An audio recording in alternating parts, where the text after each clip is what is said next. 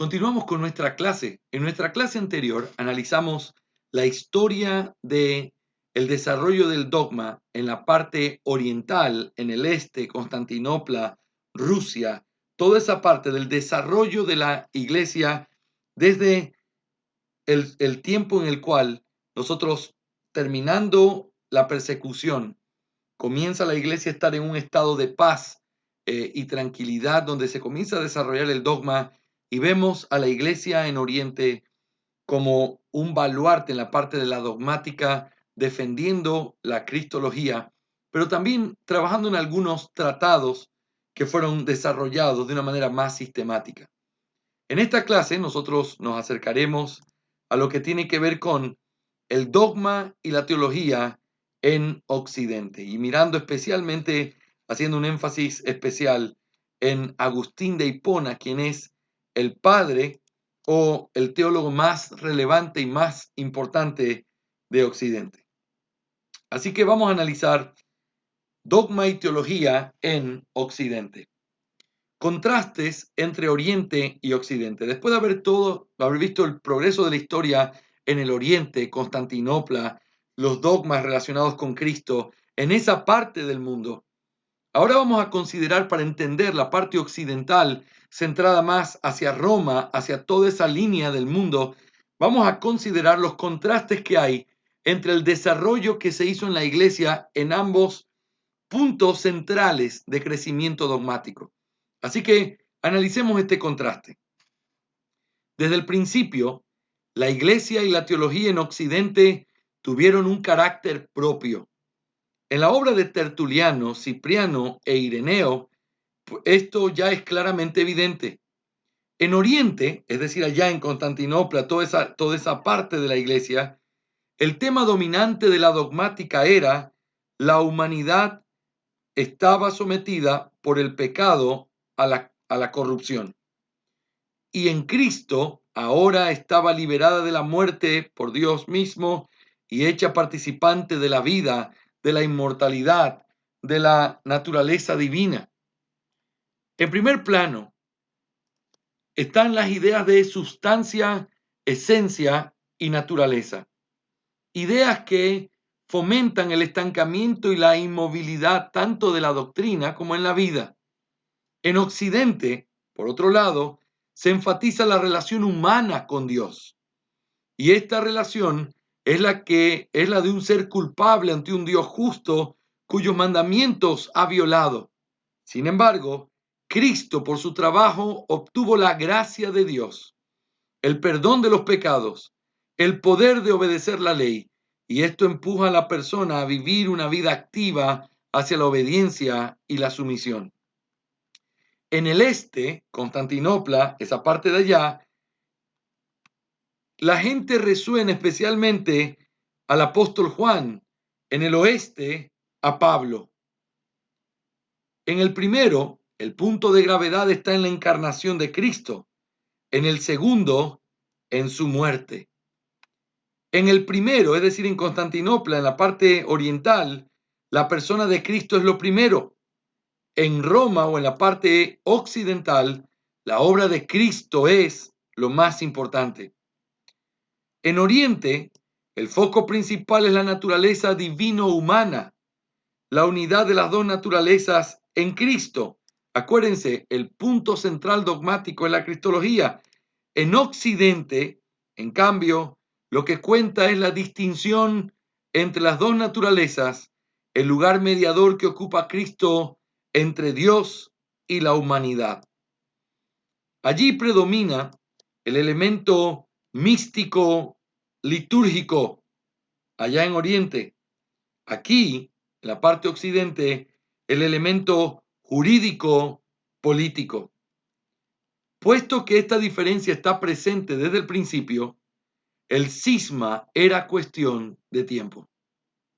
Noten, el hecho de que habían diferencias, el que la iglesia se haya dividido en dos partes, oriental y occidental, lo que hoy quedan como sus herederos, la iglesia griega, que tiene su base en Constantinopla, que tiene la idea de ser una iglesia rusa también, y la iglesia católico-romana, que es la parte occidental. Con el surgimiento de Constantinopla comenzó una lucha abierta. Constantinopla, que no podía reivindicar un origen apostólico, recuerden que la razón por la cual sentían que Roma era un lugar importante era porque decían que ahí habían estado los apóstoles y Pedro fue el primer obispo de esa ciudad, según ellos. Constantinopla no tenía eso, pero Constantinopla fue la capital de esta otra parte del Imperio Romano. Como Constantinopla no podría reivindicar un origen apostólico, derivó toda su importancia de la corte imperial, de la política, y buscó ser una segunda Roma. Según el concilio del 381, el obispo de Constantinopla adquirió antigüedad de honor después de Roma por ser la nueva Roma.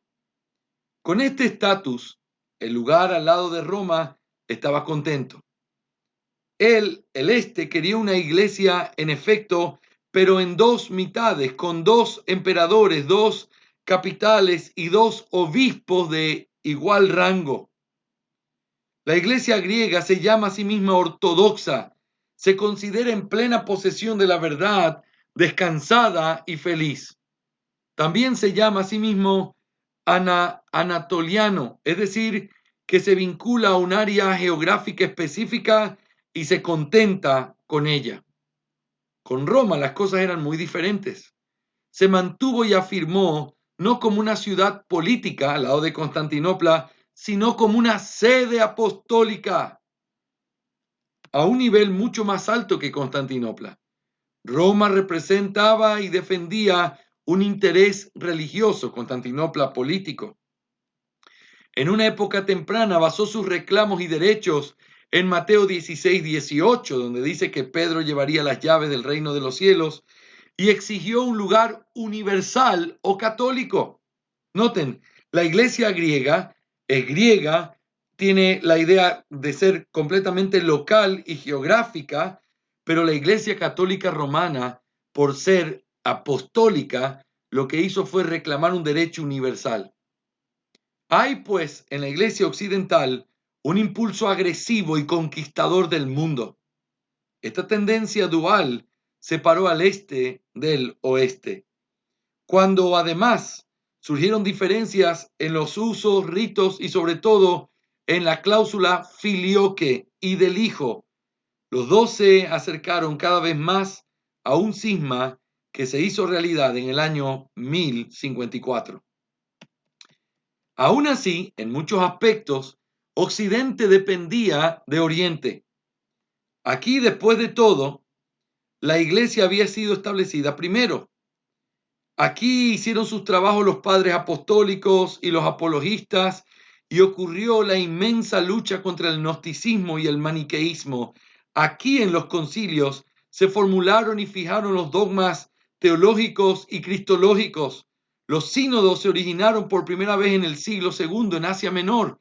Desde el año 325 hasta mediados del siglo IX, todos los concilios ecuménicos se celebraron en Oriente, en Asia Menor o en Constantinopla. Hasta el concilio del 879 fueron reconocidos también por Occidente.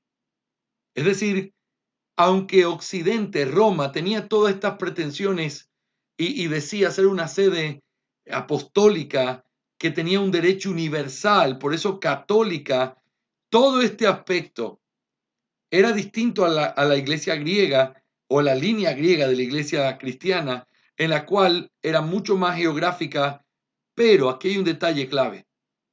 Todos los concilios, todo el trabajo teológico hasta aquí, básicamente era trabajo de la iglesia en la parte oriental o de la parte de Constantinopla y todo ese sector. La iglesia occidental en ese sentido no fue tan importante como fue Constantinopla y como fueron todas estas ciudades orientales hasta cierto tiempo en donde tuvo que levantarse teología desde la parte occidental. Los fundamentos objetivos de la doctrina de la iglesia son los mismos en el este y en el oeste, es decir, Roma y Constantinopla. A partir de la segunda mitad del siglo II, La teología oriental también penetró en Occidente.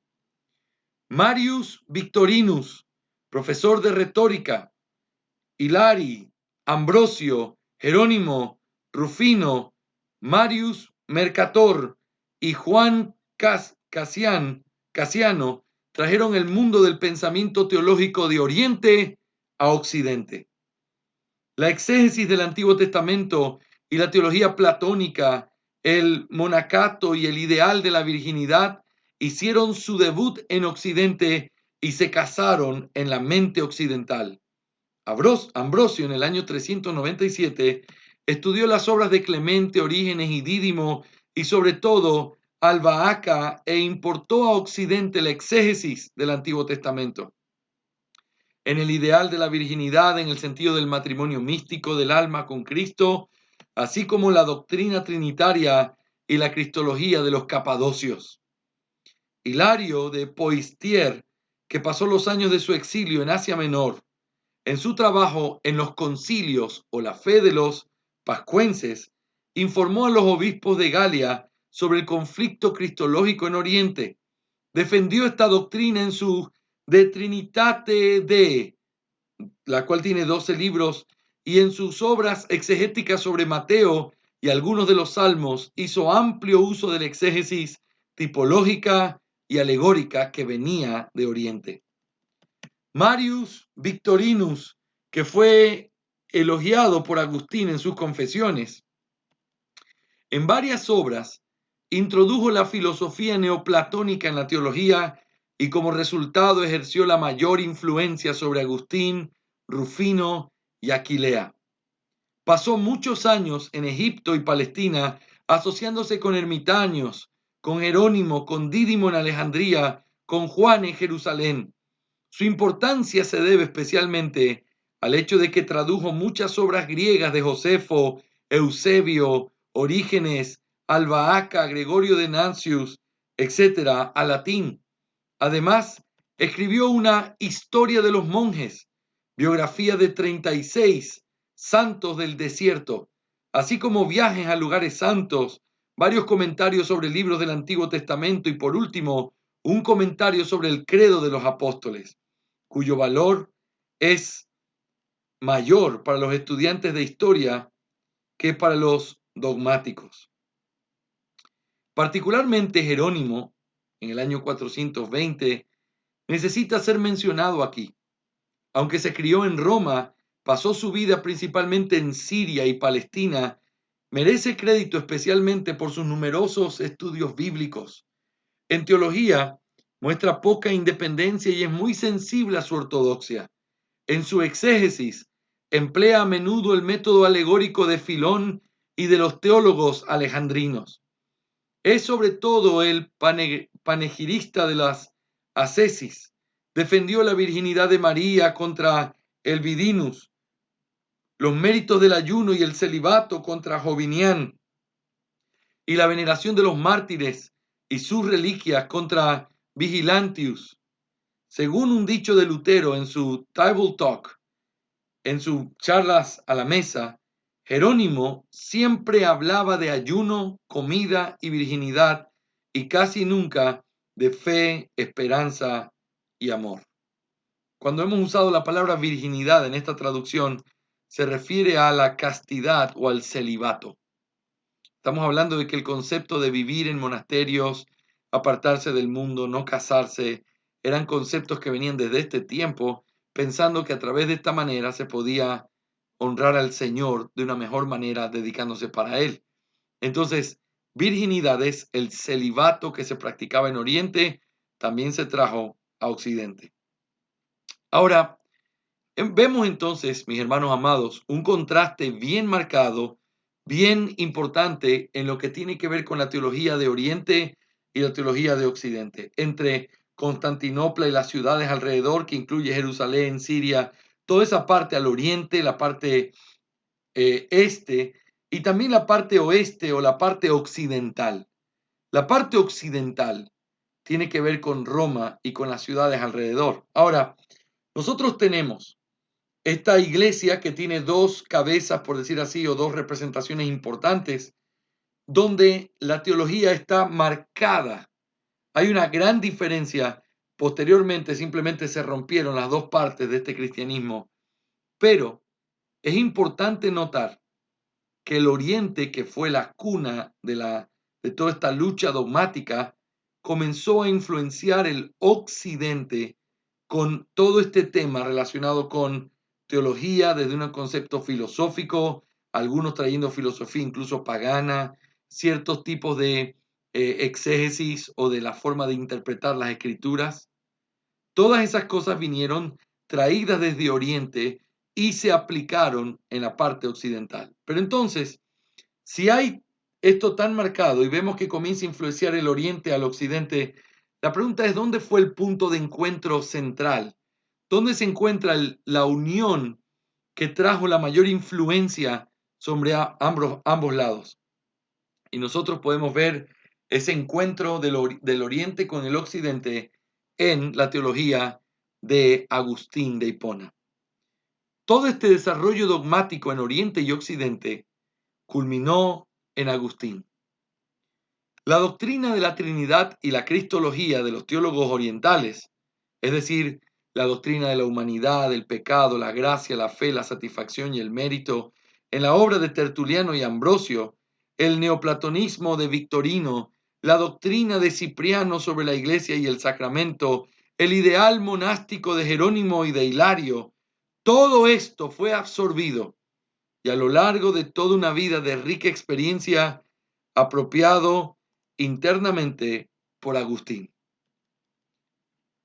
No produjo un sistema teológico dogmático. El material que fluía hacia él desde todas las direcciones, desde la escritura, la tradición y la filosofía, y que se expandía y aumentaba con su rica personalidad, no era tal que uno pudiera fácilmente obtener una visión completa de él y organizarlo.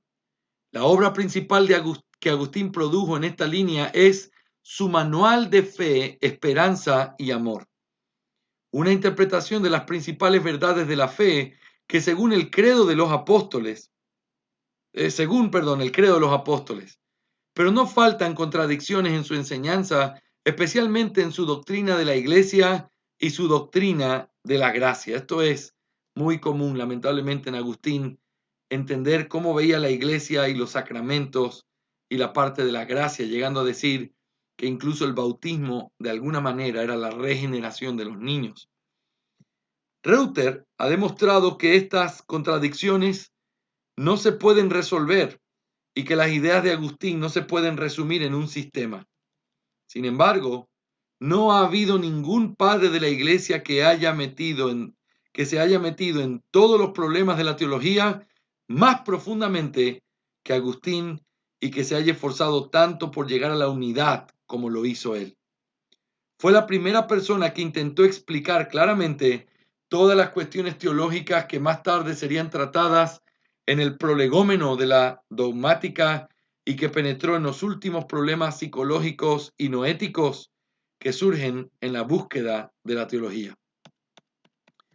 Noten un comentario importante que puedo hacer aquí. Agustín es un personaje tan rico, tan importante, pero al mismo tiempo, si ustedes recuerdan lo que hemos discutido en otros momentos, la discusión de la Iglesia Católica Romana con los protestantes era: ustedes utilizan a Agustín, pero Agustín es nuestro. Y los protestantes diciendo: no, Agustín solo estaba en la iglesia como parte de esa iglesia que se fue después desviando, pero Agustín realmente siempre fue un creyente, fue un hermano, él fue el primer protestante. Esa lucha tiene una sencilla explicación.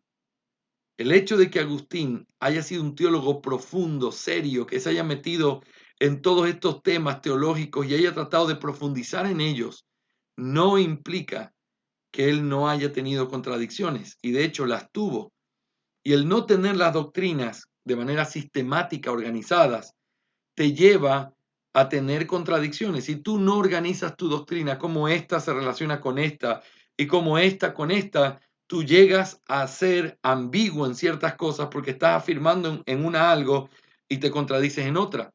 Como por ejemplo lo que citaba de la elección y el bautismo.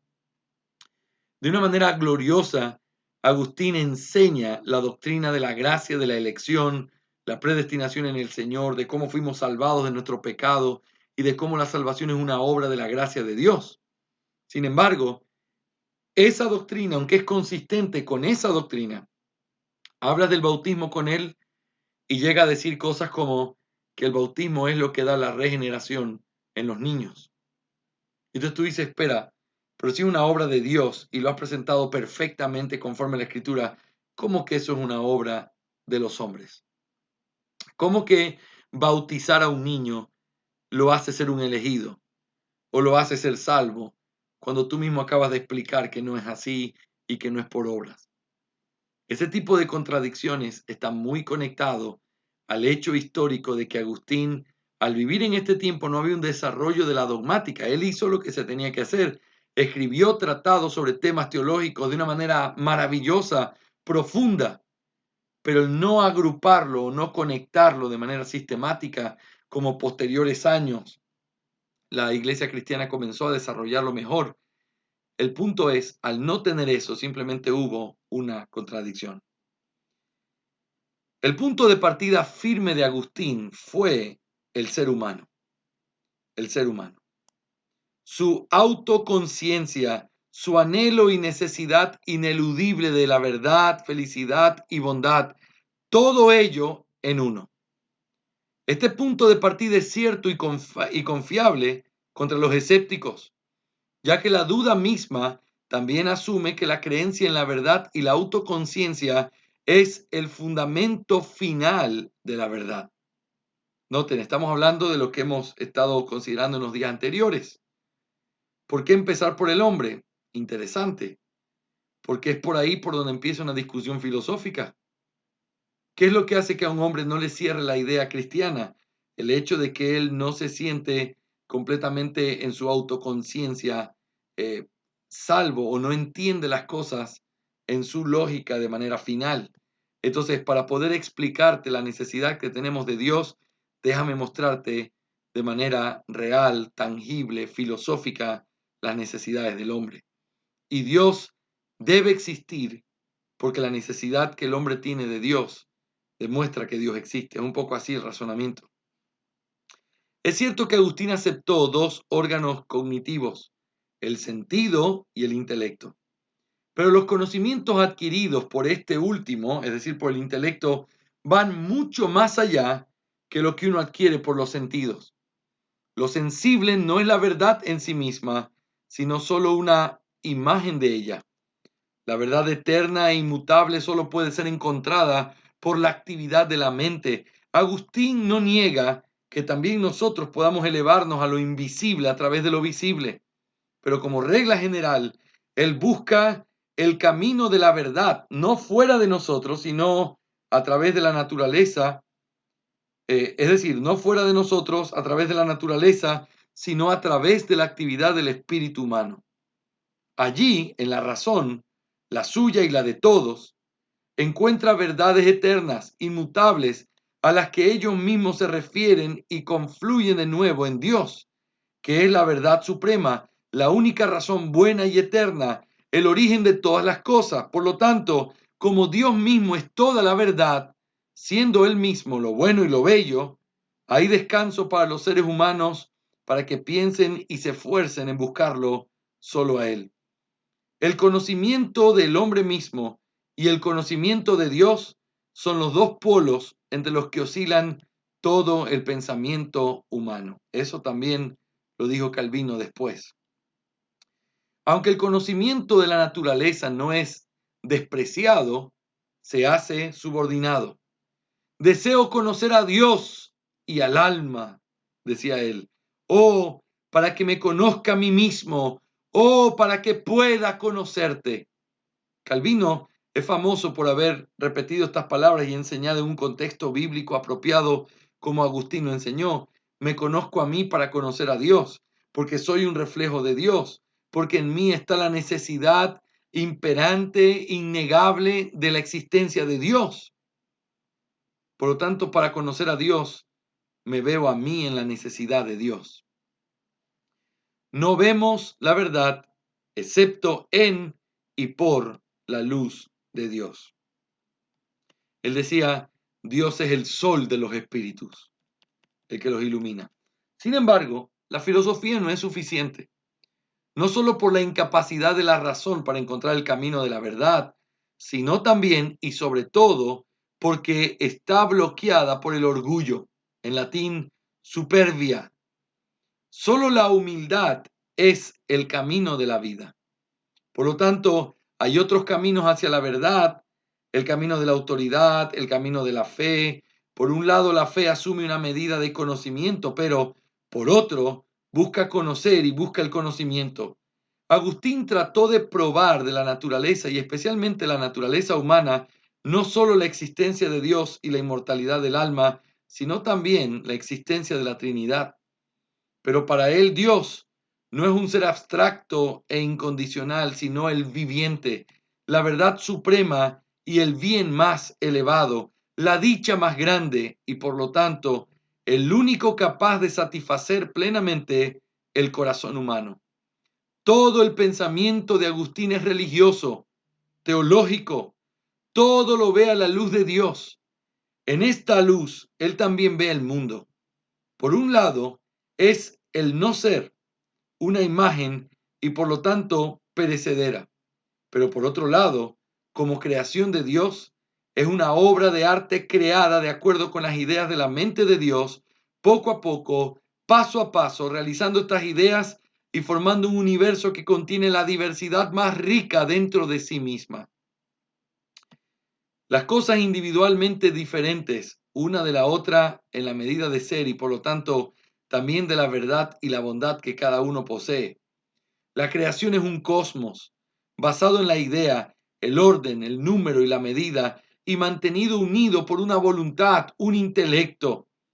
La creación es una comunidad muy espaciosa e inconmensurablemente en la que los milagros son eventos solo contra los que se conoce de la naturaleza, en la que el pecado es meramente una privación compensada por el castigo y un contribuyente a la belleza y armonía del todo.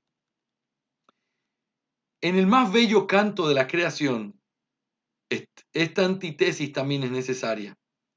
El pecado es como los contrastes en un discurso, como las barbaridades en un lenguaje, como las sombras en una pintura. Así que Agustín intenta encajar el mal en el orden del todo, pero él no excusa el pecado. La verdad es que no sitúa el fin de las cosas en el bien ético, sino en el hecho de que la creación es y será cada vez más una revelación armoniosa de todos los atributos y perfecciones de Dios. Y para ello, por la voluntad de Dios, el pecado también está subordinado. También sabemos cuán profundo y seriamente veía Agustín el pecado. Aún no has considerado la gran carga que es el pecado. Agustín lo vio todo a su alrededor y lo sintió. El ser humano busca a Dios y lo necesita, mientras que al mismo tiempo no puede y no quiere venir a Él. Lo que es bueno en la humanidad es solo el hecho de que existan. La humanidad en su conjunto es una masa de perdición. El pecado es sobre todo soberbia, orgullo, superbia en latín, y en el alma y lujurioso, concupiscencia en el cuerpo. En Adán todos pecamos y así el pecado se convirtió en el destino de todos. Es una falta de Dios, carentia Dei, una privación del bien, privatio boni, no solo un acto, sino una condición. Es una naturaleza viciada, un defecto, una falta, una corrupción, una incapacidad para no pecar. La salvación de esta condición existe solo por la gracia, que tiene su origen en la predestinación y se revela objetivamente en la persona y la obra de Cristo. La gracia objetiva es el fundamento seguro y apropiado de la fe católica, pero también debe entrar en nosotros subjetivamente como gracia interna para infundir fe y amor. La gracia objetiva es algo que nosotros podemos conocer de manera objetiva. Pero viene a través del Señor dándonos la fe y dándonos el entendimiento. Leamos un poco más y luego vamos a explicar algunas cosas en Agustín. Pero en Agustín, esa gracia solo funciona dentro de los límites de la iglesia visible. La iglesia para Agustín es una institución de salvación, un dispensador de gracia, la sede de la realidad, el reino de Dios mismo. Agustín sintió profundamente la importancia de la comunidad para la religión. La iglesia es la madre de los creyentes, famosa frase de Agustín. La doctrina de la predestinación y de la gracia no puede armonizarse con este concepto de la iglesia.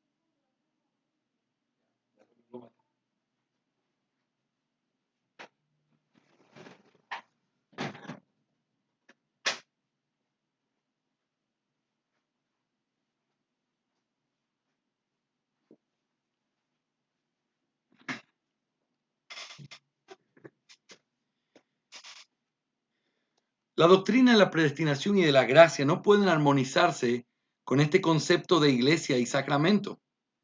Muchos que parecen estar fuera están dentro y muchos de los que están adentro parecen estar fuera.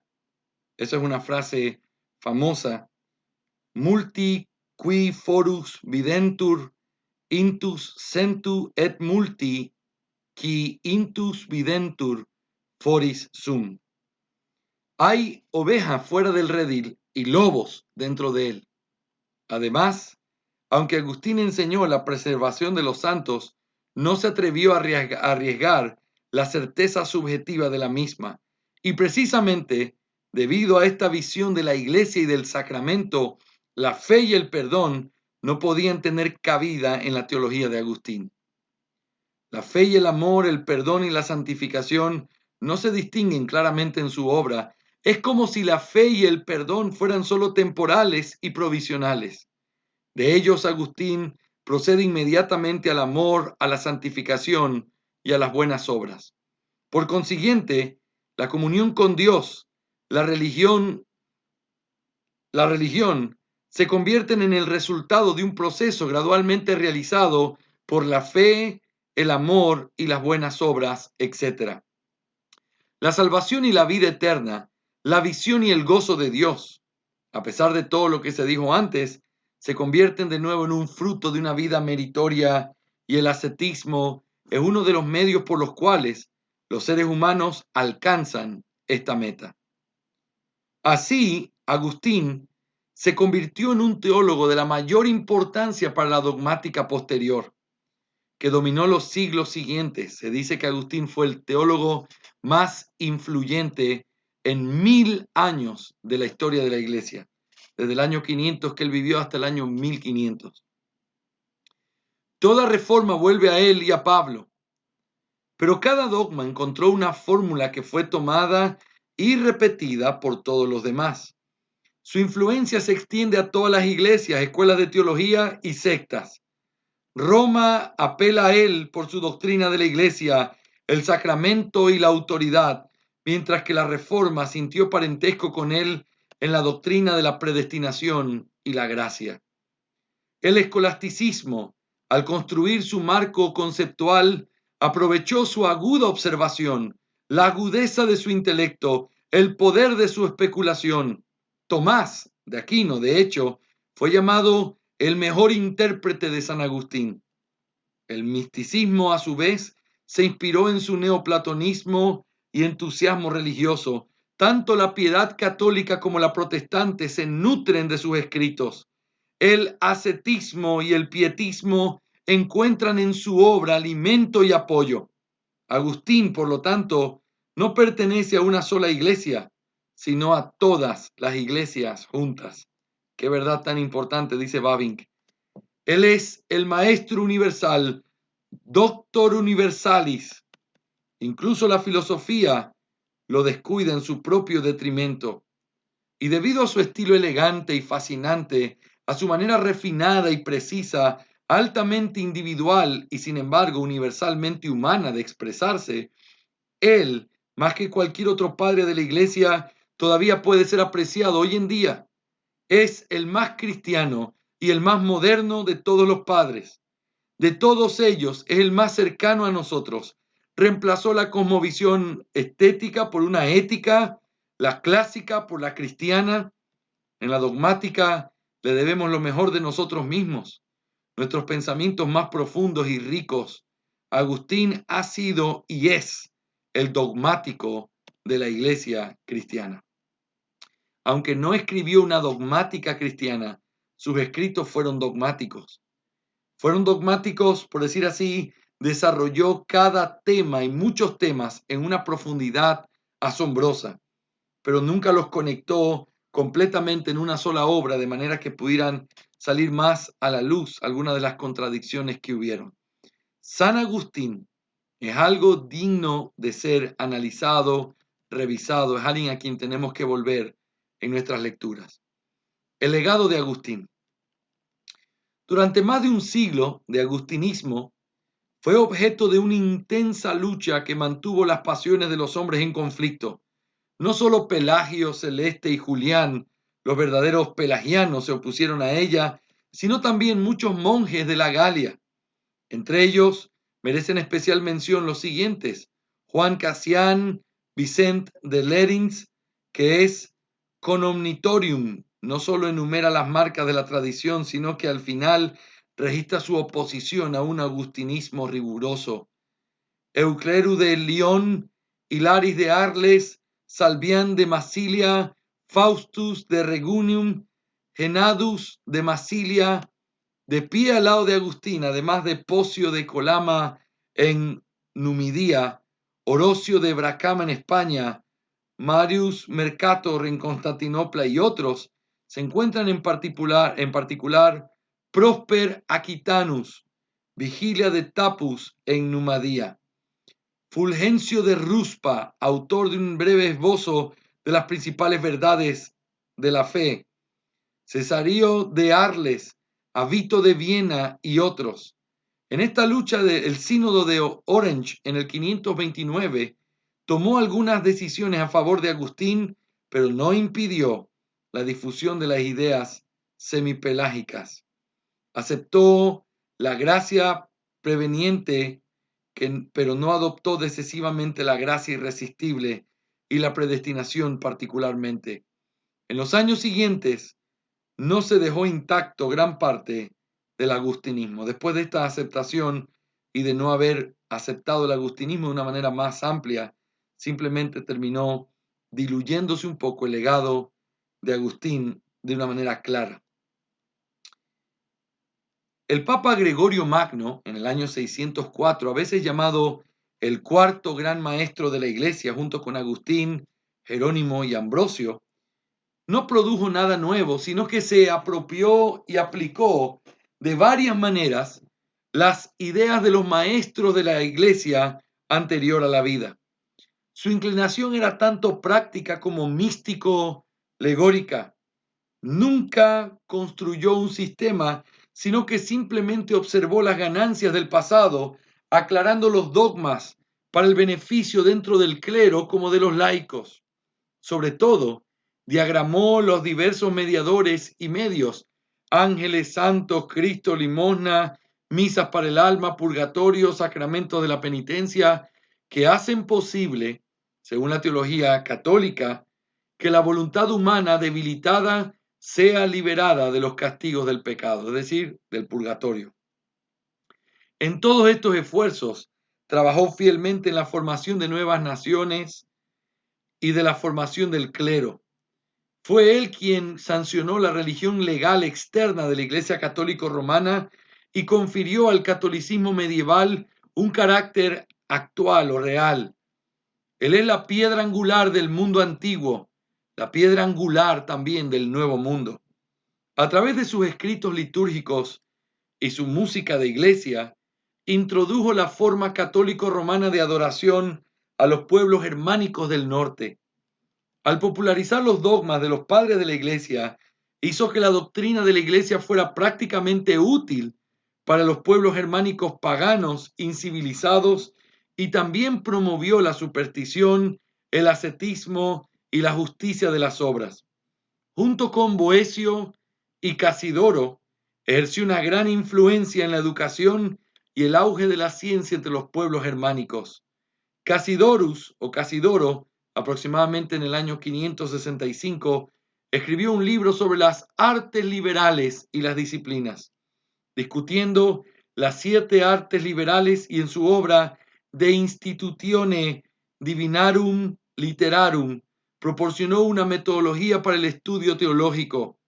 Mediante sus traducciones y exposiciones de la lógica de Aristóteles y del Isagogo de Pórfido, Boecio introdujo el conocimiento y el uso de la filosofía griega en las naciones germánicas, y en la iglesia Gregorio las trajo a la teología.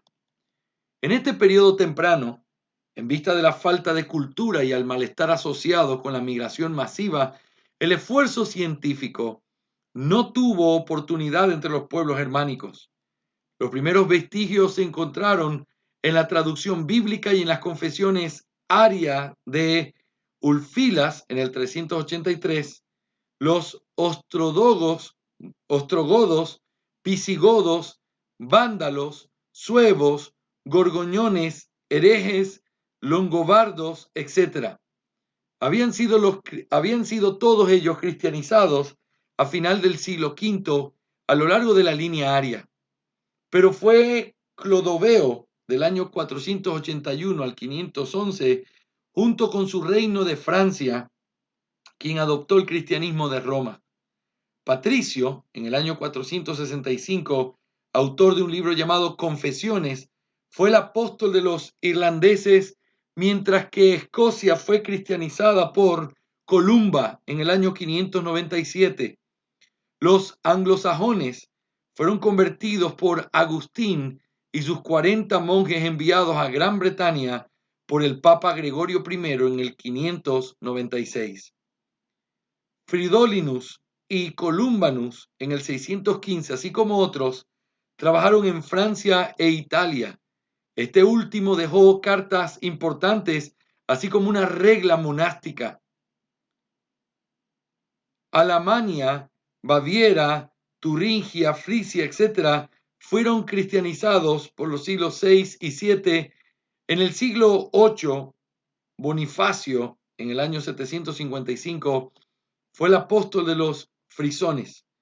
Los sajones fueron los últimos en ser introducidos en el redil bajo Carlomagno por las guerras llevadas a cabo entre los años 772 y 804, y el norte especialmente por Ansgar en el año 865. Ustedes pueden notar qué antiguo es el catolicismo en todos estos países.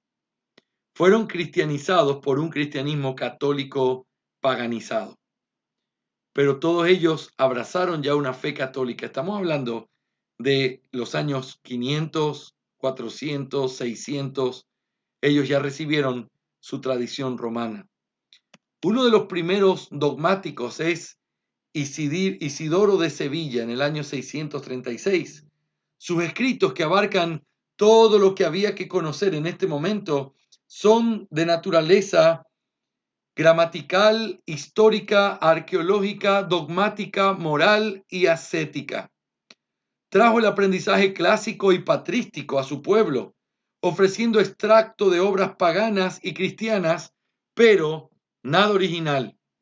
En sus etimologías, que era un libro que estaba en 20 tomos, habla en el tomo 6 de la escritura, en el tomo 7 sobre Dios, ángeles, profetas, apóstoles, clero y creyentes. En el libro 8 habla de la iglesia, en el 9 sobre las naciones. Sus 3 libros de fases sobre el supremo bien se han extraído especialmente de Agustín y Gregorio, y fue un modelo para los coleccionistas medievales de frases. El libro primero trata a Dios, la creación, el tiempo, el mundo, el pecado, el ángel, la humanidad, el alma, Cristo, el Espíritu Santo, la iglesia, la herejía, la ley, las escrituras, el antiguo y nuevo pacto, la oración, el bautismo, el martirio, los milagros, el anticristo y el fin del mundo. Los libros 2 y 3 son de contenido ético. Las obras de Isidoro es un compendio que entregó la capital teológica de siglos posteriores al pueblo germano, pero no se logró un tratamiento independiente de este legado. Todo era tomado de los que habían escrito antes, como, por supuesto, de Agustín. Es cierto que Carlos Magno, o Carlos el Grande, el emperador, intentó introducir por la fuerza la cultura de la antigüedad en el reino de Francia. Y de hecho, no faltaron hombres de formación en el periodo carolingio. Sin embargo, la recolección diligente y la reproducción esclavizante siguen siendo los rasgos característicos de este periodo que comienza en el siglo VII y termina con las cruzadas. Las autoridades eran Agustín y Gregorio.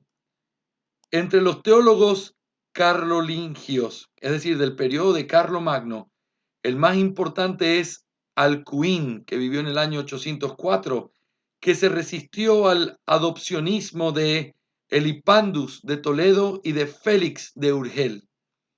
En todas las obras enumeradas aquí, Alcuín demuestra su familiaridad con la obra de los padres de la Iglesia, refutando los errores adoptivos con los mismos argumentos que se adujeron contra el nestorianismo, por ejemplo, por Cirilo en una época anterior.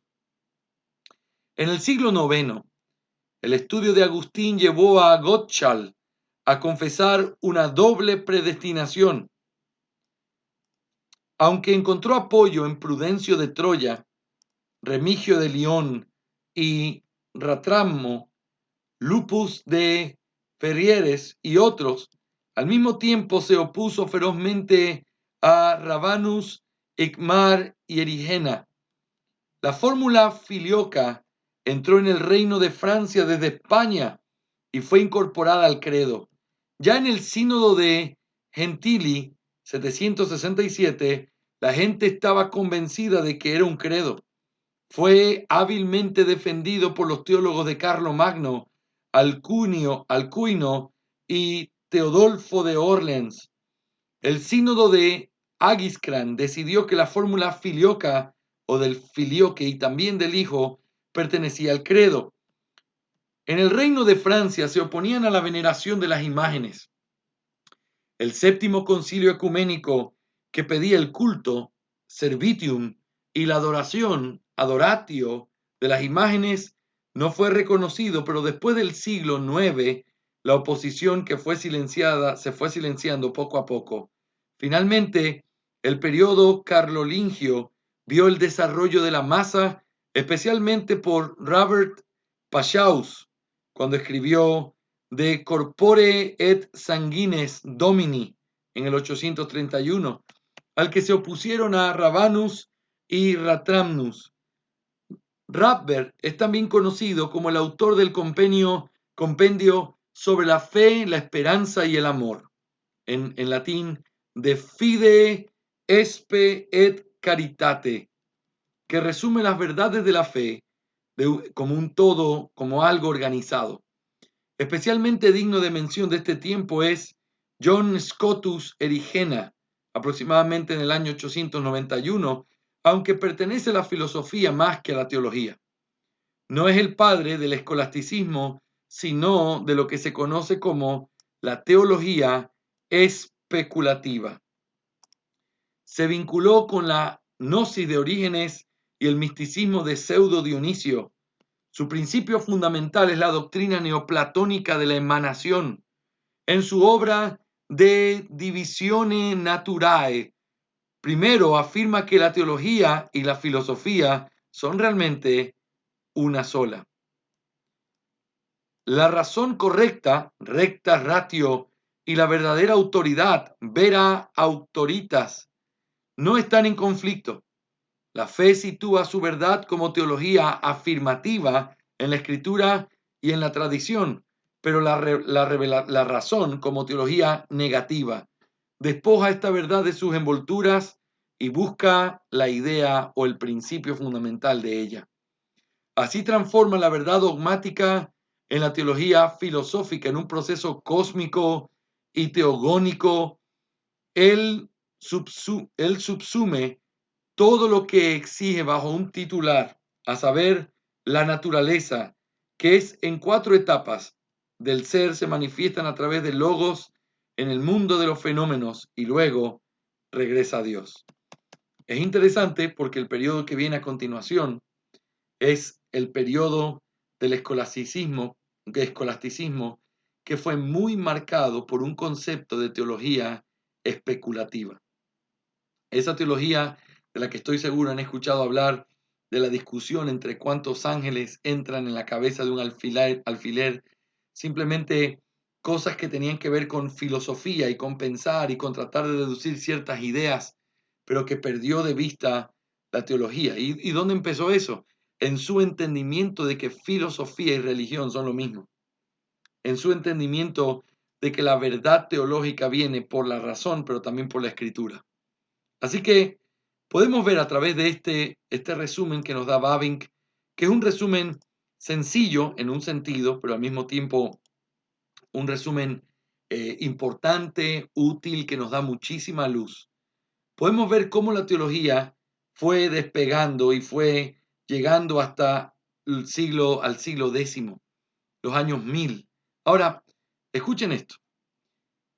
Todo este periodo de tiempo, si pudiéramos resumir en pocas palabras todo lo que hemos leído de Bavinck y las cosas y los detalles que sin duda son importantes, pero nuestro punto en esta clase es tratar de analizar cómo fue este progreso del dogma. Ustedes ven, muchos de los que escribieron tratados los escribieron basados en el pasado. Otros trataron de escribir sobre ciertos problemas que habían o que estaban surgiendo, pero no hubo mucho desarrollo teológico en este tiempo. Estamos hablando de 1000 años. 1000 años donde hubieron tratados, hubieron cosas, hubieron teólogos, pero no fue un desarrollo sistemático masivo, como sí sucederá ahora, cuando empieza el periodo escolástico, donde se dedica o crece o por primera vez se desarrolla un concepto académico mucho más científico, profundo, que tiene la meta de sistematizar, y comienzan a surgir todo este tipo de tratados teológicos ya más conectados en un sentido sistemático, lógico, temático. Así que todo lo que hemos visto hasta aquí, lo que nos sirve es para poder tener una visión, escuchar nombres que los vamos a volver a escuchar en nuestras clases. Pero te ruego, vuelve a pegarle una lectura a lo que hemos leído, vuelve a analizar en base a las explicaciones que te he dado y comienza a considerar este desarrollo que puede ayudarnos a tener una mejor comprensión de cómo el dogma se fue desarrollando de una manera apropiada. Quiero recomendarte a que puedas considerar esto, a que puedas trabajarlo en tu mente, ya que podamos seguir buscando la manera de ser fieles al Señor, en poner nuestra mente y comenzar a estudiar con seriedad todo este progreso del dogma. Hoy estamos nosotros aquí. Nuestro trabajo es tomar y pararnos sobre los hombros de los que estuvieron antes que nosotros, pero al mismo tiempo revisarlos a la luz de la Escritura. Hombres excelentes y excelentes teólogos como Agustín no escaparon de su fabilidad humana por causa de ser hombres. Y no podemos esperar algo distinto. Son hombres y por eso podemos entender que no fueron perfectos. Mis hermanos, continuamos el día de mañana analizando un poco más sobre nuestra clase. Que el Señor los bendiga a todos y los sostenga grandemente.